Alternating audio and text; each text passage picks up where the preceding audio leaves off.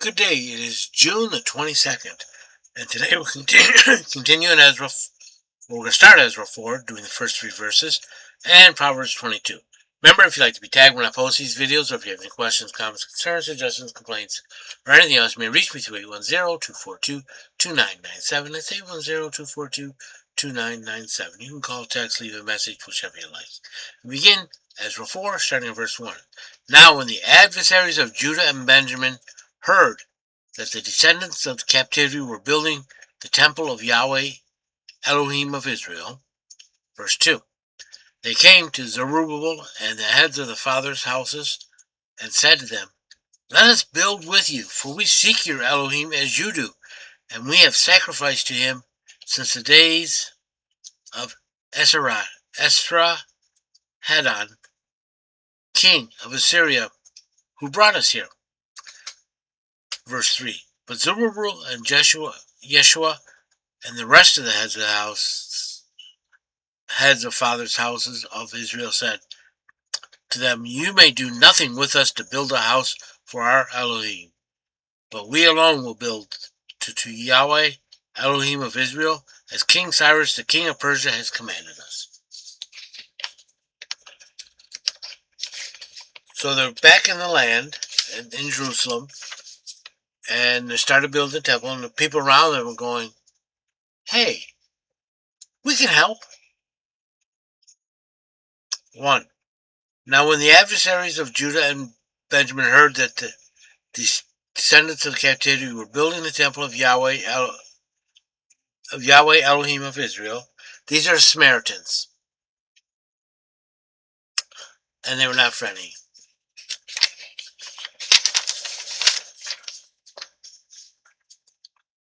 Verse 2. They came to Zerubbabel and the head of the fathers' houses and said to them, Let us build with you, for we seek your Elohim as you do, and we have sacrificed to him since the days of Esarhaddon, king of Assyria, brought us there. Well, they said, we want to help you build because we sacrifice the same God. They don't. Theirs was a corrupted version.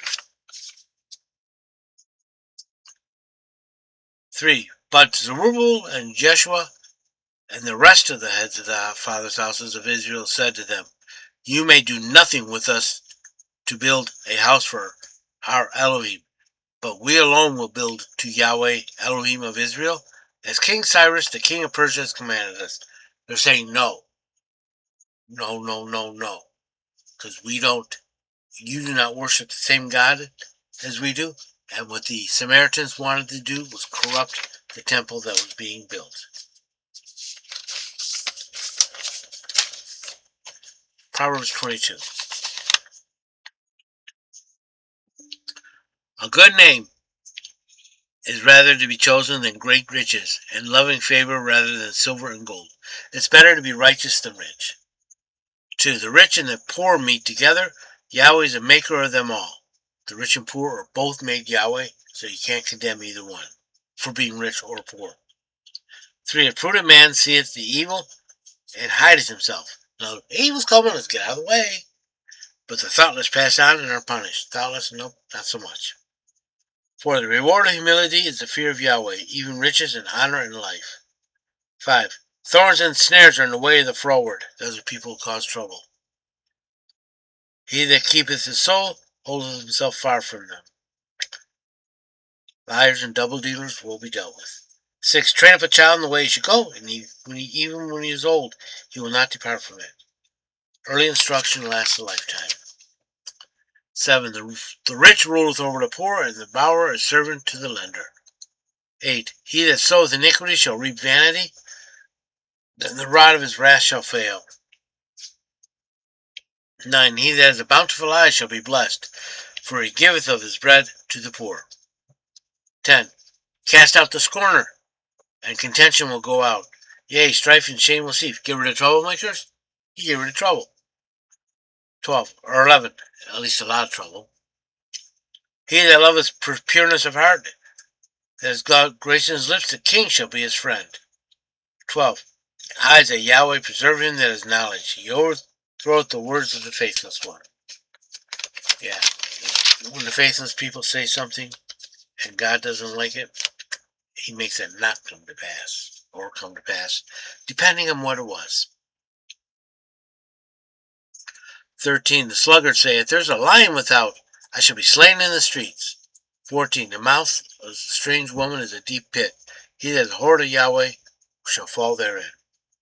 15. Foolishness is bound up in the heart of a child, but the rod of correction shall drive it far from him. 16. One may oppress the poor, yet will their gain increase. Now, if you oppress the poor, they get better. They get richer. One may give to the rich, yet will want come, but if you give the rich, he still may want things. 17. Incline thy ear and hear the words of the wise, and apply thy heart unto my knowledge. 18. For it is a pleasant thing if thou keep them with thee, as to be established altogether in thy lips. In other words, listen to what I tell you, and keep it in your mouth.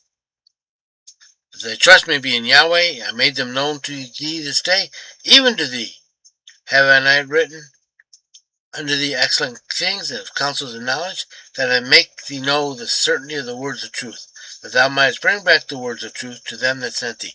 I have taught you about God, the righteousness, and knowledge, and wisdom, and counsels, so that you can bring them back to your people. 22. Rob not the weak because he is weak, neither the poor because he is neither crush the poor in the gate. For Yahweh will plead their cause, and despoil of those that despoil them. Yet don't take advantage of the weak and the poor. God will avenge them. 24. Make no friendship with a man that is given to anger, and with a wrathful man thou shalt not go, lest thou learn his ways and get a snare to thy soul. Yeah, wrathful people, don't hang around with them. Don't hang around with people get angry all the time. You might catch what they get. 26. Be not thou them to strike hands, or them that are sincerities for debts. In other words, do not do any co-signing. 27. If thou hast not the wherewith to pay, especially if you don't have enough to cover it, why should he take away thy bed from under thee? Yeah, you will end up paying. 28. Remove not the ancient landmark which thy fathers have set. This is being dishonest. When you move the landmark, you move the fence line or the property line, so you're stealing his land.